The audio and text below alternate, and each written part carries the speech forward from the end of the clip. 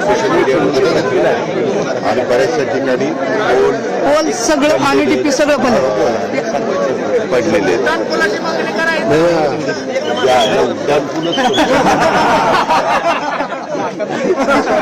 उड्डाण पूल काय बरं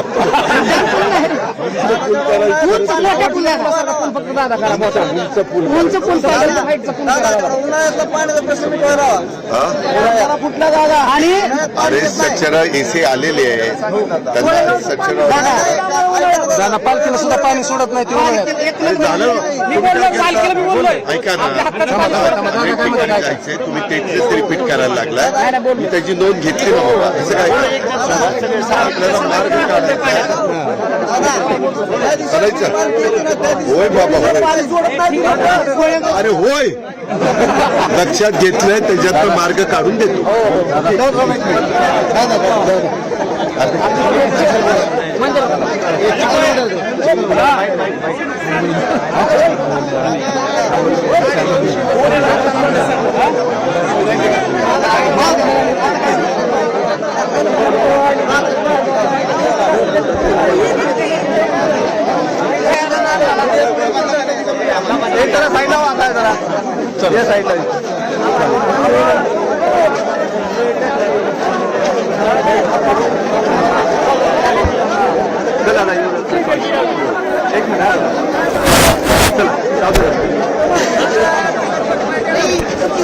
या अतिवृष्टीमुळे पाणी सोडल्यामुळे बरंच नुकसान झालेलं आहे.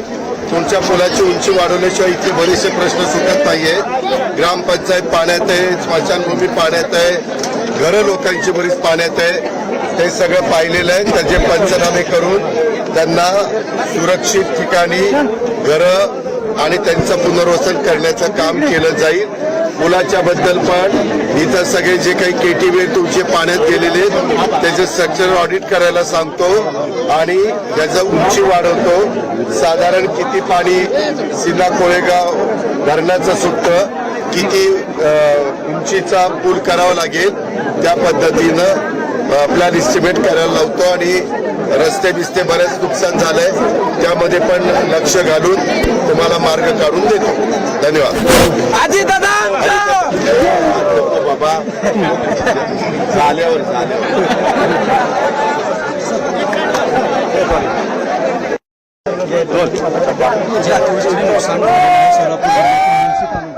अजितदादा पवार हे जे आहे ते पाहणी करतात. गावकऱ्यांचे ज्या समस्या ऐकून घेतात जी मोठी गर्दी तिथं पाहायला मिळते. अजितदादांनी प्रत्येक गावकऱ्यांची समस्या ऐकून घेण्याचा प्रयत्न केलेला आहे.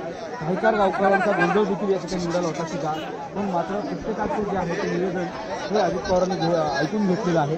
जी पुलाची उंची वाढवण्याची मागणी आहे ती मागणी देखील अजित पवार यांच्याकडून पूर्ण करण्याचं आश्वासन देण्यात आलेलं आहे. एसटी किंवा जवळच असलेल्या सीना नदीतून जे पाणी सोडण्यात येतं ते पाणी वेळेवर सोडलं जातं किंवा गरज असेल त्याला सोडलं जात नाही असंही त्या केल्या होत्या. त्याच्यातून जे आहे की आपलं म्हणणं पूर्ण पद्धतीने आहे. त्यानुसार शेतकऱ्यांची संवाद देखील साधतात. मात्र घोषणा सुद्धा जे आहे ते मोठ्या पद्धतीने दिल्या जातात. दादा पाणी केले आज काय निदर्शनास आले पाहणी तुम्ही आता काय होतं सगळ्यांना येऊ दे रे परत सगळ्याला सांगत बसावं लागतं.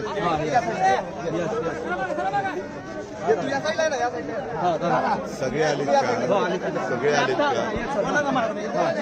का आता तुम्ही पण माझ्या बरोबर आहे. आज करमाळ्याचे आमदार नारायणराव पाटील, मी उमेश पाटील आणि काही इतर सहकारी अधिकारी आम्ही सगळ्यांनी दौरा केला आहे. आत्तापर्यंत आम्ही करमाळा तालुक्यातली काही गावं आणि माढा तालुक्यातली काही गावं तुम्ही पण पाहिलंय, मी पण पाहिलंय, आम्ही सगळ्यांनीच पाहिलंय. त्याच्यात बरंच आत्ता सीना कोळेगाव धरणाचं जे पाणी सुटतंय त्याच्यातून पण पाण्याचं जास्त पाणी सोडल्यामुळं नदीच्या दोन्ही तीरावरच्या शेतकऱ्यांचं अतोनात नुकसान झालेलं आहे.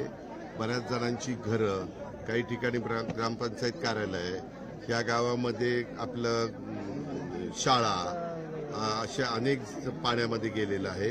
लोकांचं नुकसान बरंच झालेलं आहे. लोक अतिशय घाबरून गेलेली आहेत. त्यांना असं वाटतं की बाबा आता हे आमचं परत पूर्ववत करून द्या आम्हाला त्या पूर्ववत करून द्यावं लागेल. काही ठिकाणी केटीवेअरचं स्ट्रक्चर ऑडिट करावं लागेल.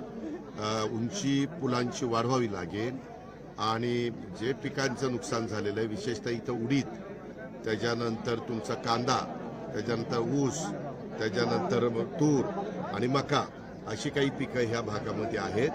त्या पिकांचे पण जे पाण्यामध्ये असलेले पंचनामे करायला लावलेत. जिथं ओढा आणि नाले आणि नदी हे जे काही पाणी वाहून जाण्याच्या बाबी आहेत त्या सगळ्यामध्ये दोन्ही तीरावर पाणी न मावल्यामुळं पाण्याने वाट काढली आणि तिकडं जमीन वाहून गेली. मळशीची किंवा काही मळईची म्हणतात ती मोठ्या प्रमाणावर जमीन नदीच्या कडेची पाण्याचा जोरात प्रवाह असल्यामुळं वाहून गेलेली आहे.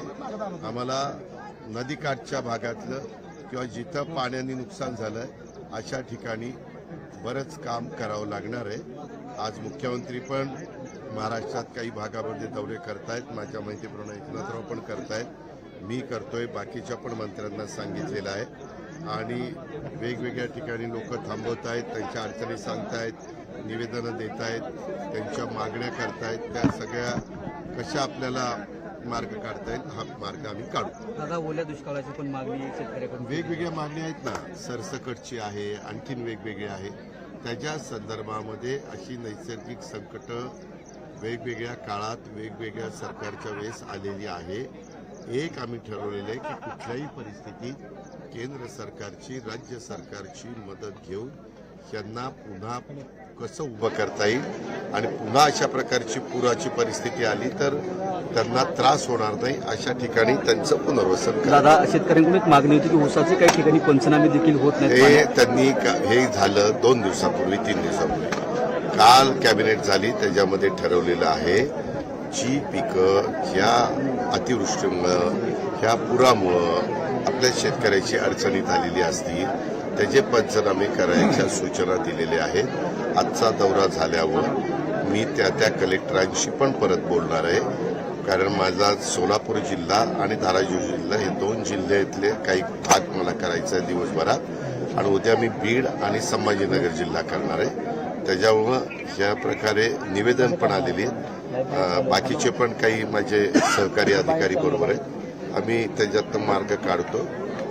निश्चितपणे कुणाला वाऱ्यावर सोडणार नाही. तात्पुरता दिलासा म्हणून काही स्वरूपात तात्पुरता दिलासा म्हणून ज्यांचं फारच सगळं भिजून गेलेलं आहे त्यांना धान्य द्यायला सांगितलेलं आहे. ज्यांना काहीच राहिलं नाही त्यांचं दुसरीकडे आपण स्थलांतर केलेलं आहे. त्यांना जेवण, त्यांना नाश्ता, चहा, पाणी. मगाशी पण तुम्ही बघितलं असेल, काहींना कार्यालयात, काहींना शाळेची परिस्थिती चांगली असेल तर शाळेत, अशा सुरक्षित स्थळी आपण हलवलेलं आहे आणि बहुतेकांना ते धान्य वगैरे मिळते. पण काही गावांनी असं सांगितलं की आमच्याकडे कुणीच आलं नाही तर तिथं मात्र ताबडतोब तहसीलदारला भेट द्यायला सांगितलेलं आहे आणि तिथं धान्याचं वाटप पण करायला सांगितलेलं आहे. आणि काही जणांची जनावरं वाहून गेली, शेळ्या, शेरडं, करडं, तुमच्या गाई, म्हशी, अशा पद्धतीनं कोंबड्या, अशा पद्धतीचं काही काहींचं नुकसान झालंय. काहींनी शिफ्ट केलंय, परंतु ज्यांचं नुकसान झालंय ते मध्ये आपण आमच्या पशुसंवर्धन डिपार्टमेंटच्या वतीनं आपण त्यांना नोंद केलेली आहे. त्या पद्धतीनं त्या टॅगिंग कानाला वगैरे असं केलेलं आहे. त्याच्यातनं माझं एवढंच म्हणणं आहे की ज्याचं नुकसान झालंय त्याला मदत झाली पाहिजे. फक्त त्याच्यातनं कुठलं गैरफायदा कोणी घेऊ नये. धन्यवाद.